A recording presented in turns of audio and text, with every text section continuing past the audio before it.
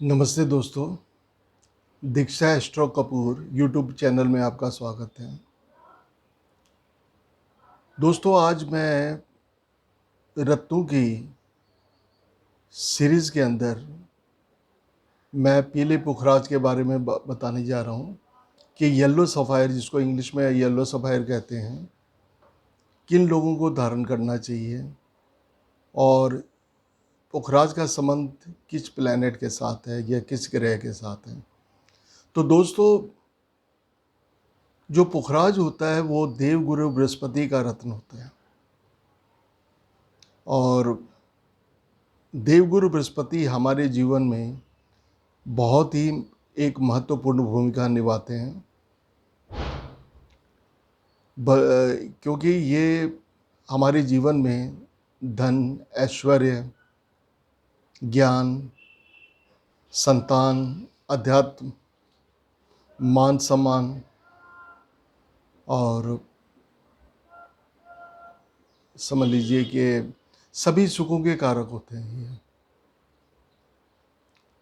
तो दोस्तों, ये अगर हम पुखराज धारण करते हैं तो ये हमारे मन को पवित्र कर देता है और हमारे दिल के या हमारे जहन के अंदर जो भी नेगेटिव विचार होते हैं उनको समाप्त कर देते हैं और उनको पॉजिटिविटी में कन्वर्ट कर देते हैं। तो इसको धारण करने से हमारी आर्थिक स्थिति बहुत बेहतर हो जाती है और वाणी में मधुरता आ जाती है। इससे हमारे व्यक्तित्व में निखार आता है और इंसान और भी ज़्यादा प्रभावशाली हो जाता है पुखराज धारण करने से। क्यों गुरु बृहस्पति को हम गुरु कहते हैं और गुरु, आपको पता है कि गुरु ज्ञान का कारक होता है। तो ये इससे क्या है कि हमारी नॉलेज बढ़ जाती है, हमारी आध्यात्मिक शक्ति बढ़ जाती है। तो अब सवाल ये उठता है, लेकिन एक बात और बताना चाहूँगा कि जिन कन्याओं का विवाह नहीं हो रहा है, विवाह में अवरोध आ रहे हैं, अड़चनें आ रही हैं, तो अगर वो लड़कियां या वो कन्याएं अगर पुखराज धारण करती हैं तो मैरिज का पूर्ण योग बन जाता है। और पुखराज जो है ये इंसान को कामयाबी की बुलंदी तक ले जाता है और मेरे हिसाब से हर इंसान को पुखराज धारण करना चाहिए। परंतु इसके लिए जन्म कुंडली का पूर्ण विश्लेषण करना बहुत ज़रूरी है कि हमें पुखराज धारण करना चाहिए या नहीं। अगर आपका बृहस्पति आपकी जन्म कुंडली में नीच का है या 6वें, 8वें, 12वें घर में बैठा है तो कृपया आपको पुखराज धारण नहीं करना चाहिए।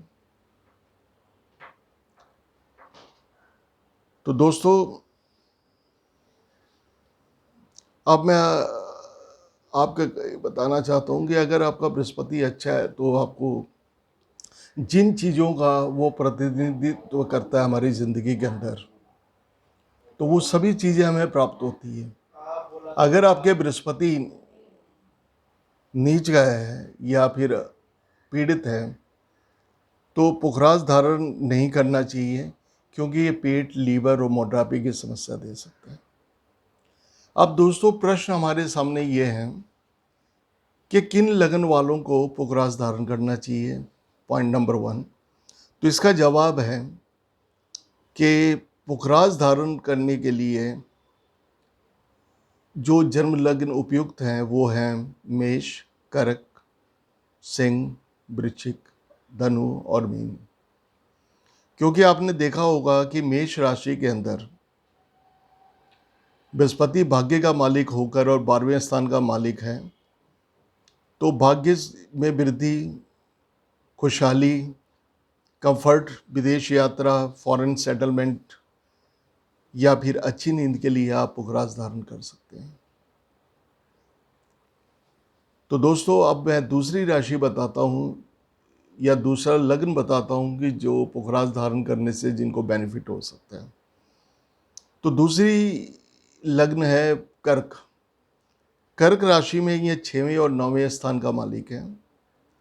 तो 9वां स्थान होता है हमारे भाग्य का, लॉन्ग डिस्टेंस का, हमारे पिता का कारक होता है और लॉन्ग डिस्टेंस जर्नी का होता है। 6वां घर जो होता है वो रोग शत्रु का होता है। तो दोस्तों अगर आप पीला पुखराज धारण करते हैं, अगर आपकी बृहस्पति की स्थिति आपकी जन्मपत्री या जन्म कुंडली के अंदर अच्छी है, तो आपको भाग्य वृद्धि, व्यवसाय और डेली इनकम के लिए आपको पुखराज धारण करना चाहिए। और अगर आप किसी कॉम्पिटिटिव एग्ज़ाम्स में अपीयर हो रहे हैं, मान लीजिए कि वो आईपीएस हो, आईएएस हो, या फिर यूपीएससी हो, एसएससी हो, या फिर किसी तरह कोई इंट्रेंस एग्ज़ाम हो, तो बृहस्पति आपको पूरी सफलता दिलाएगा, क्योंकि अब आपके भाग्य का कारक भी है और 6वें घर का मालिक भी है। तो ये सडन गेन्स करवाएगा और आपके जीवन में चमत्कार करके देगा। तो कर्क लग्न वालों को पुखराज धारण करना चाहिए अगर बृहस्पति की स्थिति अच्छी है। तो दोस्तों अब मैं तीसरी लग्न पे आता हूँ और तीसरा लगन है सिंह लगन। तो सिंह लगन में बृहस्पति पंचम स्थान होता है हमारे संतान का, हमारे फाइनेंस का, हमारी एजुकेशन का, हमारी इंटेलेक्चुअल नॉलेज का, हमारे लव रिलेशन का, और साथ साथ में ये अष्टम स्थान का भी मालिक है।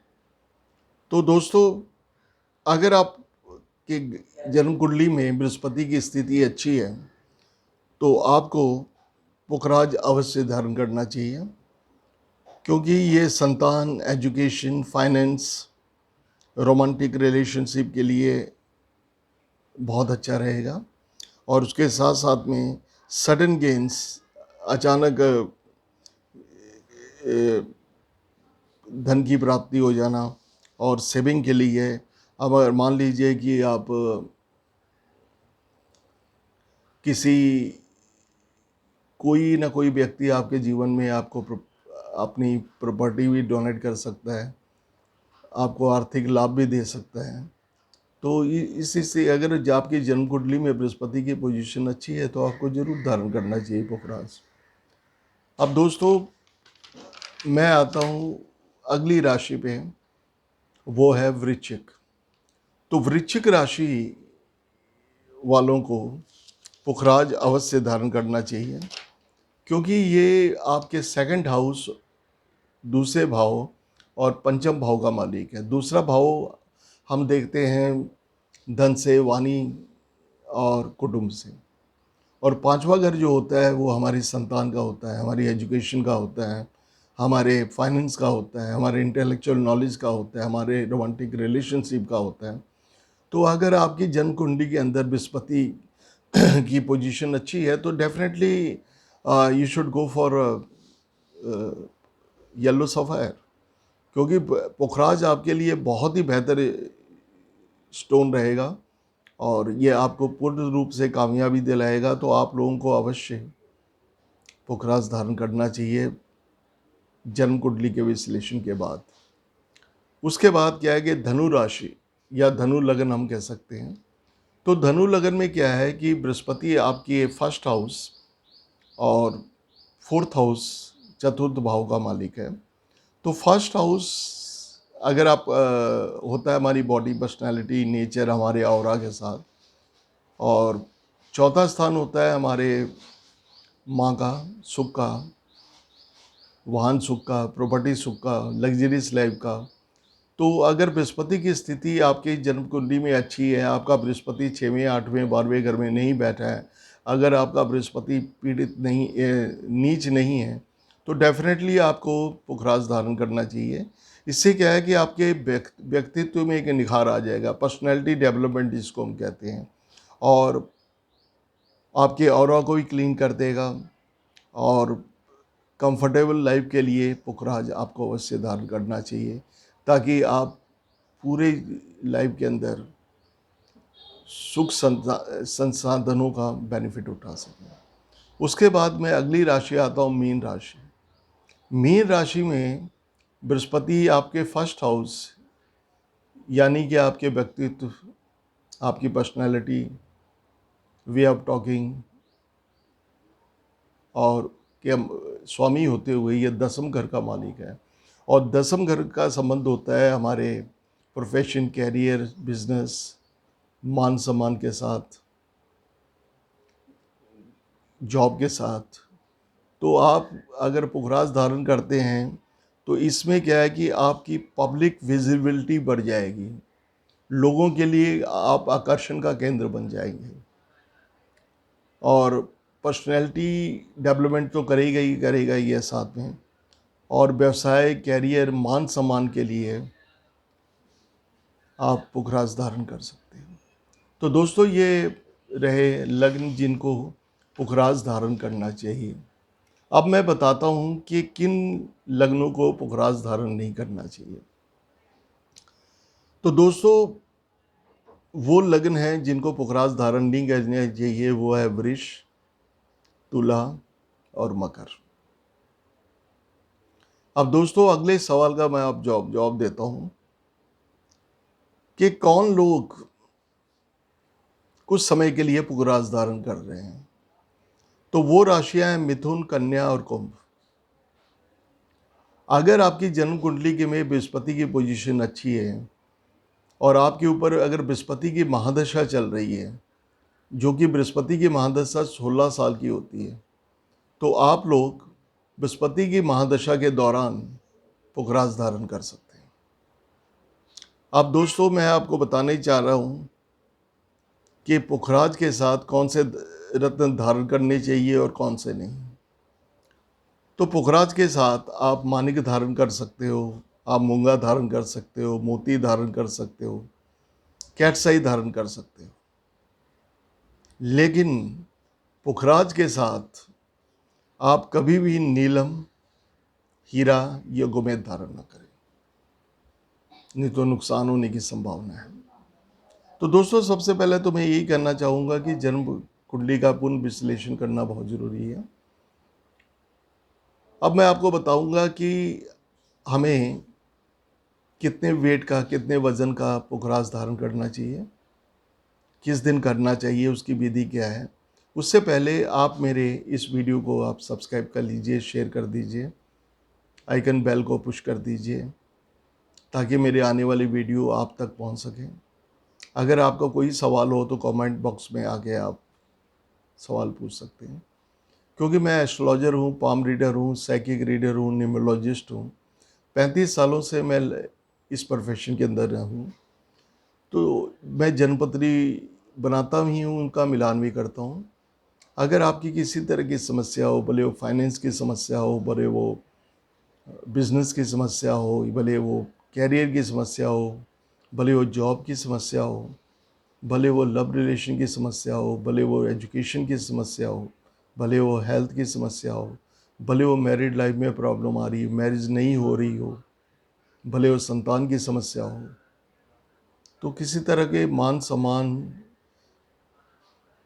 की समस्या हो, तो किसी तरह की समस्या के समाधान हेतु आप उससे संपर्क कर सकते हैं। तो प्लीज़ मेरा आप यूट्यूब चैनल सब्सक्राइब कर लीजिए ताकि मैं पीछे अपने वीडियो के अंदर माणिक, मोती और लाल मूंगा के बारे में डाल रहा हूँ। तो आज का मेरा चौथा वीडियो जिसके में आपको मैं पीले पुखराज के बारे में बता रहा हूँ। अब दोस्तों मैं दो चीज़ें बताता हूँ। पीला पुखराज जो है ये नेचुरल कलर तो ठीक होता है, कई ना पुखराज जो है हीटेड और ट्रीटेड होते हैं जिसमें कि रंग डाला जाता है, तो वो पुखराज उतना काम नहीं करता। जो नेचुरल पुखराज है श्रीलंका से आता है तो वो आपके लिए बेस्ट रहेगा अगर आपको रिजल्ट चाहिए। अगर आपने, वैसे तो मैं कहूँगा कि पुखराज की जगह आप सुनैला भी पहन सकते हो, अगर पुखराज 90% काम करेगा तो सुनहला जो है 10% काम करेगा। और पुखराज हमेशा सोने में ही रिजल्ट देता है, कभी चांदी में रिजल्ट नहीं देगा आपको। अब दोस्तों मैं आपको बताने जा रहा हूँ कि कितने वजन का पुखराज हमें धारण करना चाहिए। तो दोस्तों ये हमें बॉडी वेट के हिसाब से पुखराज धारण करना चाहिए। अगर हम 7 किलो के वेट है तो 6.25 रत्ती, अगर 70 किलो है तो 7.25 रत्ती, अगर 80 किलो है तो 8.25 रत्ती। पौना रत्न कभी नहीं पहनना चाहिए, ये इंसान को पौना कर दे। सवा लगाना बहुत ज़रूरी है। तो ये आप एक चीज़ का ध्यान रखिएगा। उसके बाद एक चीज़ का और ध्यान रखिएगा कि पीले पुखराज के अंदर कोई क्रैक ना हो, कोई ब्लैक स्पॉट ना हो, नहीं तो ये लाभ के बजाय नुकसान करवा देते हैं। उसके बाद क्या है कि पुखराज जो है हमेशा एक गवर्नमेंट लैब से टेस्ट करवा के पहनना चाहिए। आजकल बाज़ार में कई सिंथेटिक स्टोन आ जाते हैं जो कि उसको पुखराज कह के बेच दिया जाता है। तो दोस्तों अगर आपको पुखराज की आवश्यकता हो तो मैं आपको उपलब्ध करवा सकता हूं, जिसमें आपको गवर्नमेंट सर्टिफिकेट भी मिलेगा और शॉप का सर्टिफिकेट भी मिलेगा और पूरी गारंटी होगी दैट वो एक ओरिजिनल स्टोन होगा जो आपके जीवन में एक चमत्कार करने में आपका काफ़ी सहयोग करेगा, आपकी सारी आर्थिक समस्याओं को दूर कर देगा, नेगेटिविटी को दूर कर देगा, पॉजिटिविटी आ जाएगी, हर तरफ पॉपुलैरिटी, नेम, फेम्स, गेन्स हर तरह का आपको प्राप्त होगा। अब दोस्तों ये है कि पुखराज कैसे धारण करना चाहिए। दोस्तों एक चीज़ बताता हूँ कि पुखराज पत्थर तो पत्थर होता है। अगर हम मंदिरों में मूर्ति स्थापित करते हैं तो उसके लिए भी हम प्राण प्रतिष्ठा करते हैं। उसी तरह पुखराज को धारण करने के पहले उसकी प्राण प्रतिष्ठा भी आवश्यकता है, या फिर आप उसको कह सकते हैं कि उसमें एनर्जी देना ज़रूरी होता है ताकि वो ज़्यादा हमें रिज़ल्ट दे पाए। तो उसके लिए ये है कि बृहस्पतिवार को सुबह आप 7 से 9 बजे के बीच पुखराज की अंगूठी को गंगा जल या फिर आप उसको कच्ची लस्सी में धोकर घी का दिया जलाएं और बृहस्पति का 108 बार मंत्रों का जाप करें। ओम ब्रह्म बृहस्पताय नमः या फिर ओम श्री गुरुवाय नमः या फिर आप ओम नमः भगवते वासुदेवाय का 108 बार जाप करते हुए पुखराज धारण करें। तो ये सही विधि है पुखराज धारण करने की। तो इससे क्या है कि पुखराज कभी नेगेटिव रिजल्ट नहीं देता। लेकिन दोस्तों फिर भी ये है कि जैसे मकर राशि है, मकर राशि में जाके बृहस्पति नीच का हो जाता है, तो हमें ग्रहों बृहस्पति की स्थिति देखना बहुत ज़रूरी है। अगर बृहस्पति आपका उच्च का है या केंद्र या त्रिकोण में बैठा है और अपनी मित्र राशि में बैठा है तो डेफिनेटली आपको पुखराज धारण करना चाहिए। उससे क्या है कि आपकी जीवन की जितनी समस्याएं हैं सभी समाप्त हो जाएगी और आपको बेहतर से बेहतर परिणाम मिलने शुरू हो जाएंगे। सो थैंक यू दोस्तों, मेरे चैनल को आप सब्सक्राइब कर लिए और कोई आपका प्रश्न हो आप पूछना चाहते हैं कमेंट बॉक्स में जाके पूछ सकते हैं, क्योंकि आप जब मेरे YouTube के डिस्क्रिप्शन बॉक्स में जाएंगे वहाँ आपको मेरी ईमेल, मेरी वेबसाइट, मेरा Instagram, Google on my business पे दीक्षा एस्ट्रो डेस्टिनेशन एंड सॉल्यूशन के नाम पे हूँ, मेरा इंस्टाग्राम सब कुछ उपलब्ध है। तो प्लीज़ आप उसका बेनिफिट उठाएं। So you may consult with me any times, most welcome at any time. So friends, thank you very much. Namaste.